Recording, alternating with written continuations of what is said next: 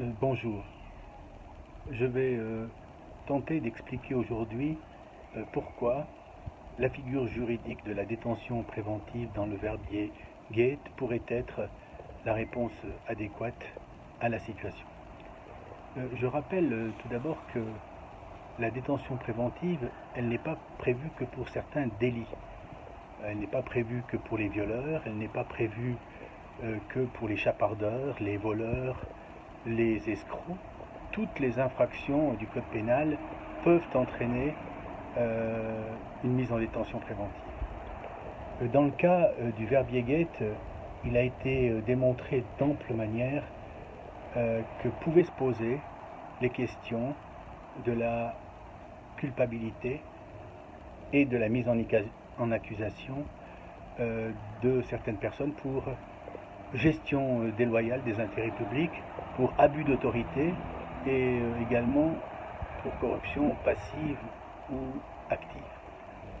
Et puis, on a vu également que les infractions présumées, même s'il y a la présomption d'innocence, je vais utiliser ici le terme à l'envers d'accusation présumée, peut imposer une mise en détention préventive. Alors, quelles sont les conditions de la mise en détention préventive? Il y a d'abord le risque de fuite. Alors, je vais admettre avec tout un chacun que les gens concernés sont des Valaisans, qu'ils ne veulent pas quitter notre terre, qu'ils veulent y rester, et que donc il n'y a pas de risque de fuite, et donc il n'y a pas de possibilité de les mettre pour ce motif en détention préventive. Le deuxième motif pourrait être le risque de collusion, que les gens concernés s'entendent entre eux, fassent disparaître des pièces et qu'il faille donc les mettre en détention préventive.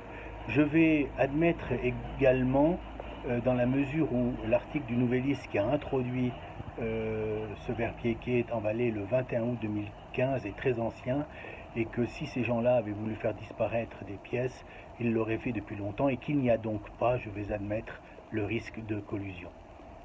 Mais il y a un troisième critère qui peut entraîner la mise en détention préventive, et c'est ce que l'on appelle le risque de réitération.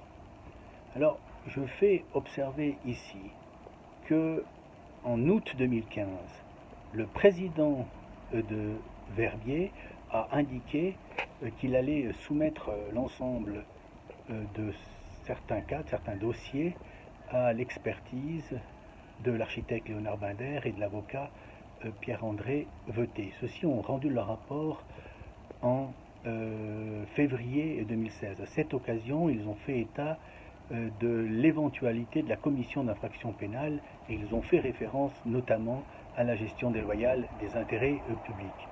Or, depuis le mois d'avril 2015, date à laquelle l'employé communal Gabriel Luisier a informé le président de certaines anomalies très graves, eh bien, le président de Bagne, le secrétaire de Bagne, ont continué à ne pas faire application du droit des constructions. Au contraire, ils ont délivré des permis d'habiter qui n'auraient pas dû l'être. Ils ont également refusé de rendre des décisions d'arrêt immédiat des travaux.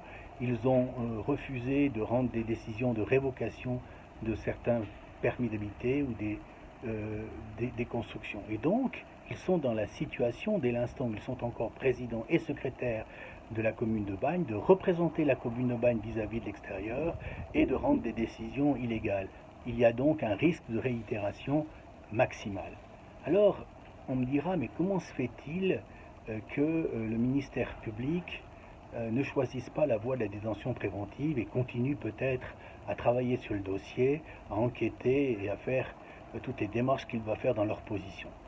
La seule réponse que l'on peut donner, c'est la personnalité des gens impliqués. Et on voit ici de manière absolument criante qu'il est beaucoup plus facile de mettre en détention préventive un Yougoslave chapardeur à la Migros qu'un escroc en col blanc bien introduit dans les milieux bourgeois valaisans. Parce que personne dans le cas particulier du Verbier-Gate, et Gabriel Luisier le démontre presque chaque jour sur Facebook, personne ne peut dire qu'il n'y a pas en l'espèce un risque de réitération. Et puis, la seule éventualité où je pourrais admettre qu'il n'y a pas de nécessité de mise en détention préventive serait une démission de la part du président et de la part du secrétaire communal. Parce que alors, il ne serait plus en dans la position de pouvoir prendre des décisions qui contreviennent encore au droit des constructions. Bonne journée à tous.